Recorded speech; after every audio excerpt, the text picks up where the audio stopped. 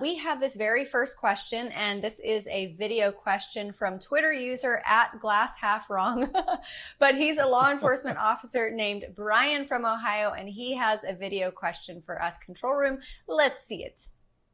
Hello, John and Amanda. I've noticed a huge amount of the policies and actions lately specifically target conservatives.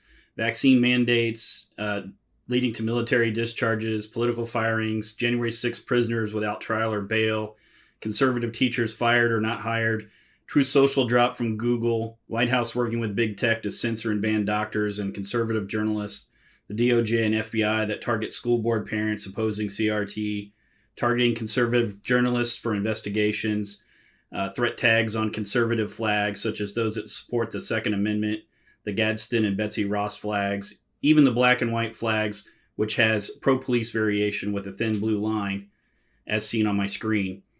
These reportedly are being used to identify extremists in the military to get them out. The IRS is putting a key Lois Lerner scandal figure in charge of the new 87,000 armed IRS agents. Everywhere you look, conservatives have a big target on them. And what do you think are the key things that need to be done by conservatives? Can we use the reconciliation process to remove funding from certain agencies? Are there key people to impeach? Are there legal protections for political affiliation possible? Thanks for taking my question. Wow. Great question. I want to tell our audience that the visual that you saw, the graphics and everything, that he did that himself, Brian. That you did an amazing job. That was absolutely incredible. And a great question. He really summarized the insanity in this town. Yeah, and I don't know if we can tackle every element of his question, but as far as I don't. All of this kind of centers around what we have all observed to be, and I think this is true, this Marxist, Soros, Alinsky type movement in America. And a lot of people say that the pendulum swings back in the other direction. And I think that probably has been true in the past. But I think that this is a new beast, because typically when you have that pendulum swinging back in the other direction, it's because there's a natural force like gravity acting against it. Mm-hmm. And of course, I'm using the literal term for that, but it's because you have public sentiment that tends to be, it tends to vacillate a little. When you have a party in Congress and the party in power, oftentimes, especially in midterms, it goes back to the other side. But this is a new strange beast where Brian's right.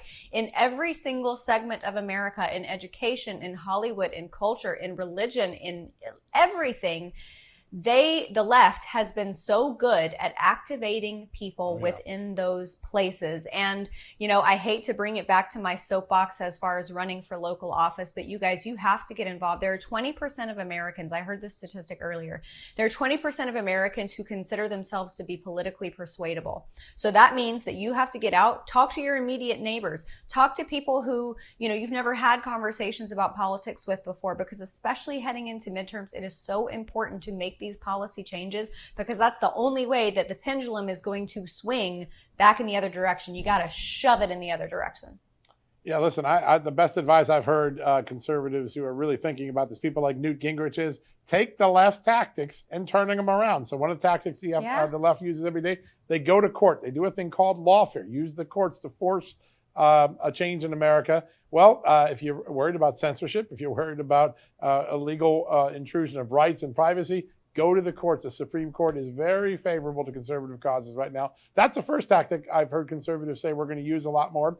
The second one that I think is the reconciliation laws. We can't get anything passed in the Senate with 60 votes, anything that matters, but you can sneak so much into a budget and reconciliation bill that are policy changes. The Democrats do it ad nauseum. Mitch McConnell always says, I don't want to do that. If you want to make change, get it in the reconciliation bill, get it in a budget bill. Use the power of the purse string to change the government. And the first thing that conservatives can do in changing government, just shrink the size of it. If there are 30% less bureaucrats, there are 30% less aggravations.